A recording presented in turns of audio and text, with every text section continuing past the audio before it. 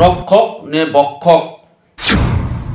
আৰক্ষীৰ নামত ধন সংগ্ৰহ কৰা কোন এই খালেক বহু বিতৰ্কৰ অন্তত অৱশেষত বিলাসীপাৰা আৰক্ষী থানাখন সুস্থ আৰু শান্তিপূৰ্ণভাৱে পৰিচালিত হোৱা পৰিলক্ষিত হৈছে কিয়নো বিলাসীপাৰা আৰক্ষী থানাৰ বৰ্তমানৰ ভাৰপ্ৰাপ্ত বিষয়াই যোগদান কৰাৰ পূৰ্বে থানাখনক বিভিন্ন বিতৰ্কই আবৰি ধৰি ৰাখিছিল কাৰণ আছিল সেই সময়ত থানাখনত একাংশ দালাল আৰু গাঁওৰক্ষী বাহিনীৰ দালালৰূপী সম্পাদকে দবদবাই ফুৰাৰ উপৰিও আৰক্ষী বিষয়াসকলক ভুল পথে পৰিচালিত কৰিবলৈ সক্ষম হৈছিল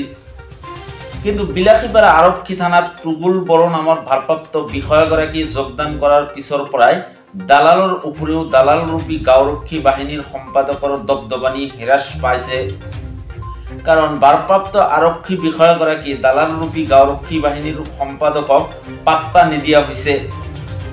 ফলত একাংশ চতুৰ দালালৰূপী গাঁওৰক্ষী বাহিনীৰ সম্পাদকে থানাখনৰ দুই এজন উপপৰিদৰ্শকৰ সৈতে গোপন সম্পৰ্ক ৰক্ষা কৰি ভিতৰে ভিতৰে আৰক্ষীৰ নামত ধন সংগ্ৰহ কৰিবলৈ সফল হৈছে শুনক এগৰাকী গাঁওৰক্ষী বাহিনীয়ে কেনেদৰে আৰক্ষীৰ চকুত ধুলি দি আৰক্ষীৰ নামতে ধন সংগ্ৰহ কৰাৰ ফান পাতিছে আমার হ্যাঁ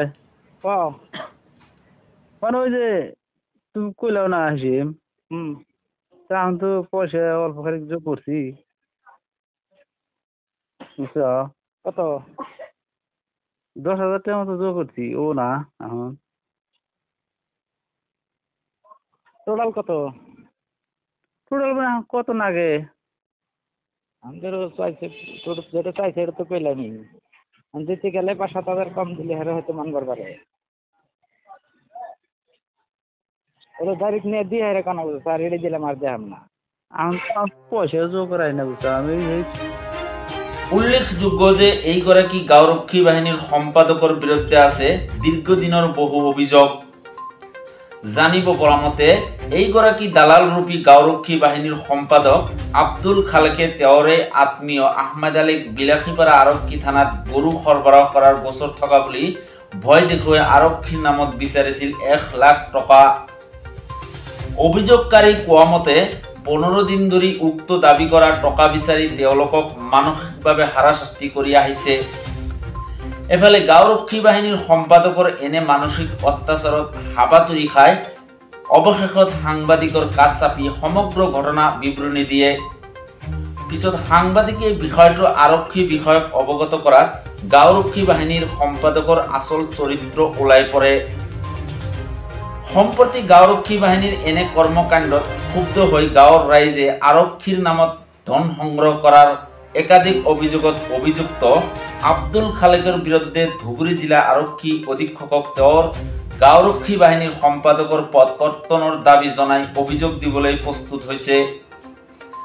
যি সময়ত বিলাসীপাৰা আৰক্ষী থানাৰ ভাৰপ্ৰাপ্ত বিষয়াই সুস্থভাৱে বিলাসীপাৰা আৰক্ষী থানাখন পৰিচালনা কৰাত সফল হোৱা বুলি সৰ্বত্ৰে চৰ্চা চলিছে ঠিক সেই সময়তে এইগৰাকী দালালৰূপী গাঁওৰক্ষী বাহিনীৰ সম্পাদক